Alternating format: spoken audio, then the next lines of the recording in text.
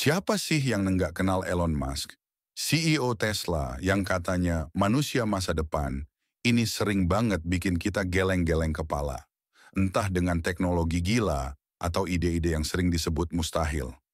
Tapi pernah nggak sih kalian bertanya, gimana sebenarnya perjalanan hidup Elon Musk sampai bisa jadi salah satu orang paling berpengaruh di dunia? Yuk, kita ulik bareng-bareng. Bayangin ini, seorang anak kecil dari Afrika Selatan, kutu buku, pemalu, dan sering dibully di sekolah. Kalian nggak akan nyangka, kan kalau anak itu sekarang jadi CEO perusahaan-perusahaan top dunia?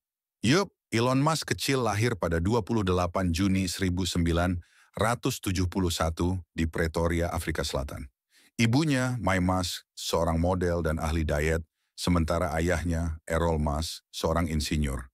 Kombinasi orang tua yang punya otak cerdas plus ambisi tinggi inilah yang mungkin menyulap Musk jadi seperti sekarang. Tapi tunggu dulu, hidupnya nggak selalu mulus. Waktu kecil Elon udah ketagihan baca buku, bahkan sampai 10 jam sehari. Kebayang nggak Mangga? Di usianya yang masih 9 tahun, dia udah kelar baca buku setebal Ensiklopedia Britannica. Hobi coding pun mulai tumbuh. Umur 12 tahun, Elon berhasil bikin game sederhana bernama Blastar dan menjualnya seharga $500. Dari sini aja udah kelihatan. Mas kecil beda dari yang lain, tapi masa kecilnya nggak semulus itu.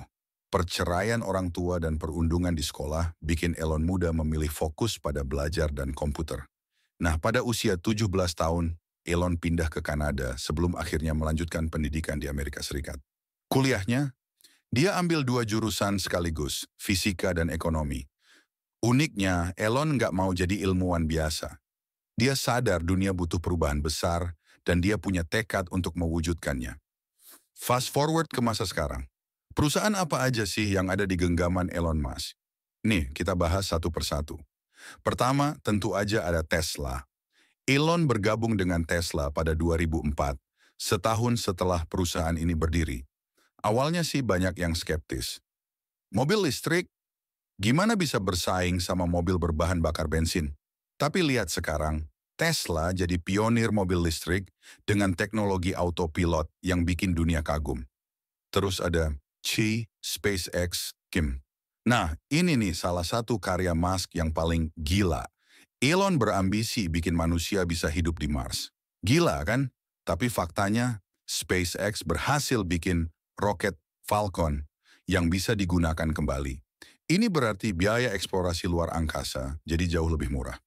Buat Elon, luar angkasa bukan sekadar impian, itu masa depan umat manusia. Nggak cuman itu, masih ada Neuralink. Ini proyek futuristik banget.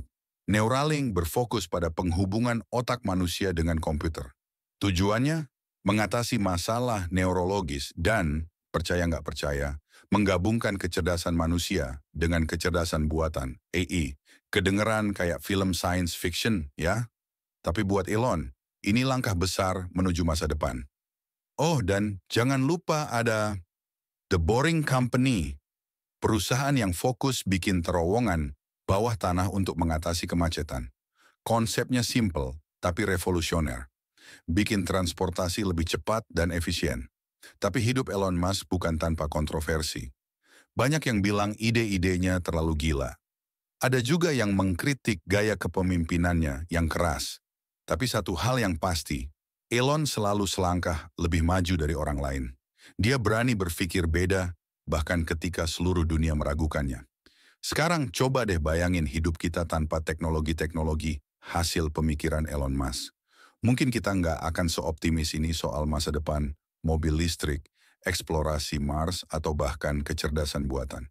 Nah, gimana nih menurut kalian? Apakah Elon Musk itu jenius, visioner, atau justru gila? Tulis pendapat kalian di kolom komentar. Ya, jangan lupa like, subscribe, dan nyalakan lonceng biar nggak ketinggalan video-video seru tentang teknologi, inovasi, dan tokoh inspiratif lainnya. Sampai jumpa di video selanjutnya.